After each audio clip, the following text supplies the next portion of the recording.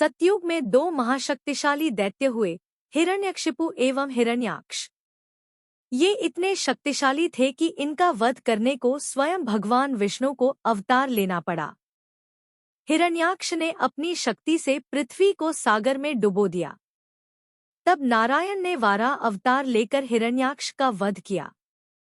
उसके दो पुत्र थे, अंधक एवं कालनेमी, जो उसके ही समान शक्तिशाली थे। इससे पहले कि हम वीडियो में आगे बढ़े, यदि अभी तक आपने हमारे चैनल धर्म संज्ञान को सब्सक्राइब नहीं किया है तो कृपया सब्सक्राइब कर लें, ताकि आने वाली वीडियो का नोटिफिकेशन सबसे पहले आपको मिलता रहे। इसके साथ ही आप लोग हमारे दूसरे चैनल रसोई विथ बेबी को भी सब्सक्राइब कर लें, जिसमें आपको स्वादिष्ट पकवानों की रेसिपी मिलेगी।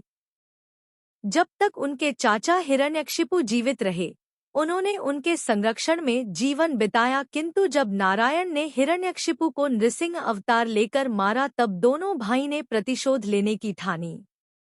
अंधक अपनी महान शक्ति के मद में आकर देवी पार्वती से धृष्टता कर बैठा और महारुद्र के हाथों मारा गया। तब कालनेमी ने महादेव से प्रतिशोध लेने हेतु अपनी पुत्री वृंदा, जिसे ये अवतार प्राप्त था कि उसके होते उसके पति की मृत्यु नहीं हो सकती, उसका विवाह जालंधर नामक दैत्य से कर दिया, जो महादेव का घोर शत्रु था। हालांकि वृंदा का सतीत्व भी जालंधर को बचा नहीं सका और वो नारायण के छल के कारण भगवान शिव के हाथों मारा गया। जब कालनेमी को विष्णु के छल और अपनी पुत्री और जमता के मृत्यु का समाचार मिला, तो उसने नारायण से प्रतिशोध लेने की प्रतिज्ञा की।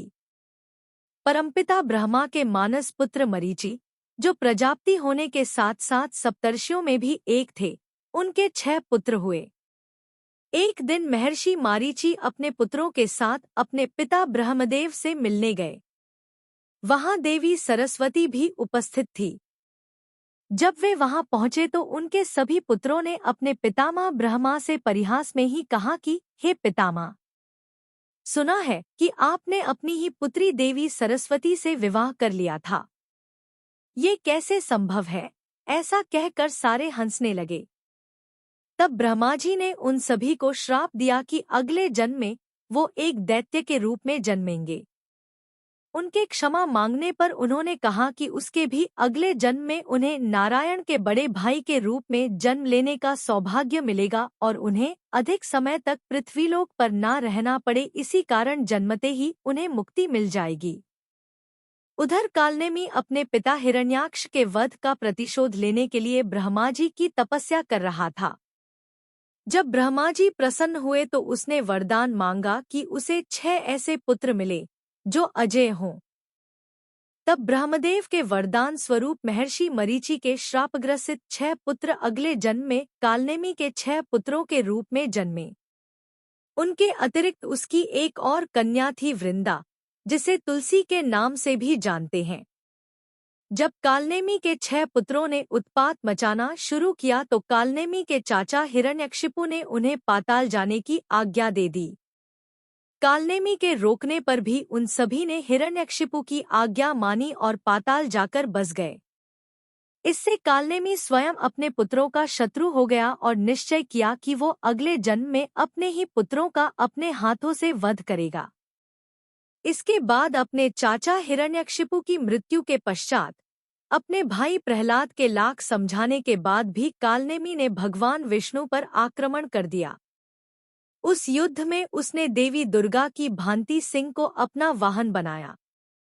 दोनों में घनघोर युद्ध हुआ और कहा जाता है कि उस युद्ध में कालनेमी ने भगवान विष्णु पर ब्रह्मास्त्र से प्रहार किया, किंतु उससे नारायण को कोई हानि नहीं हुई।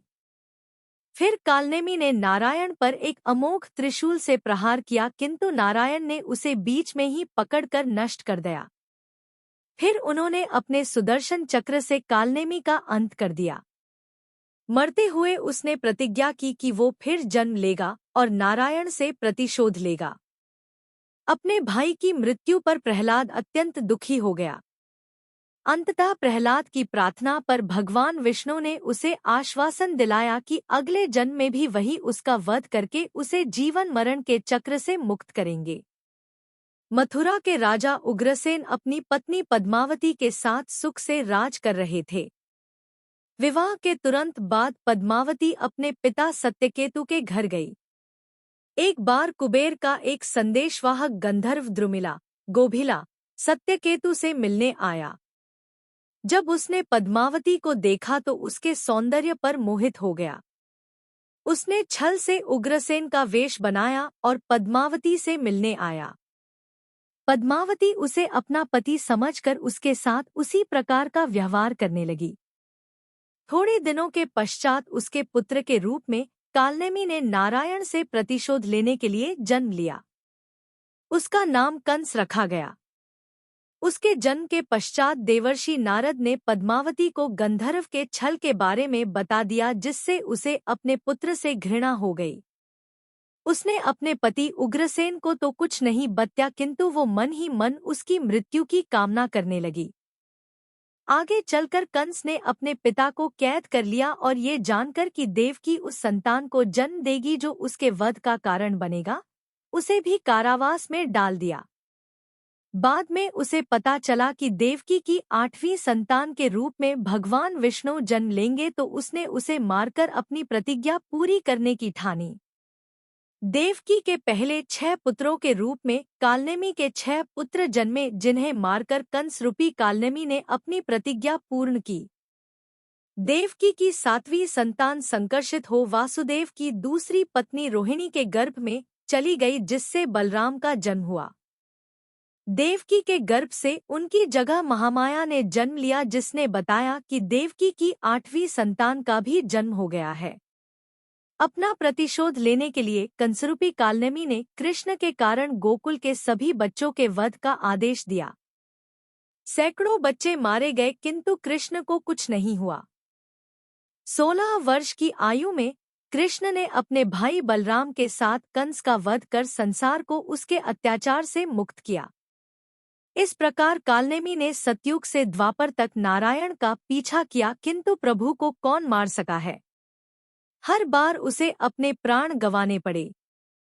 कहते हैं कि कालनेमी ही द्वापर के अंत समय प्रत्येक रात्रि के रूप में उसे कलयुग के और निकट ले जाता है।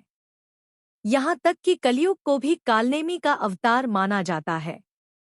ये भी मान्यता है कि अपना प्रतिशोध लेने के लिए ही कालनेमी कलयुग के रूप में जन्मा, ताकि इस युग में भी वो नारायण के कल की अवतार से प्रतिशोध ले सके। हालांकि अगर ये सत्य है तो हम जानते हैं कि इसका परिणाम क्या होगा। यदि आपको यह वीडियो पसंद आई हो तो कृपया कमेंट करें, लाइक करें और साथ ही वीडियो को आगे शेयर भी करें। इसके साथ ही आप लोग हमारे दूसरे चैनल रसोई विथ बेबी को भी सब्सक्राइब कर लें, जिसमें आपको स्वादिष्ट पकवानों की रेसिपी मिलेगी।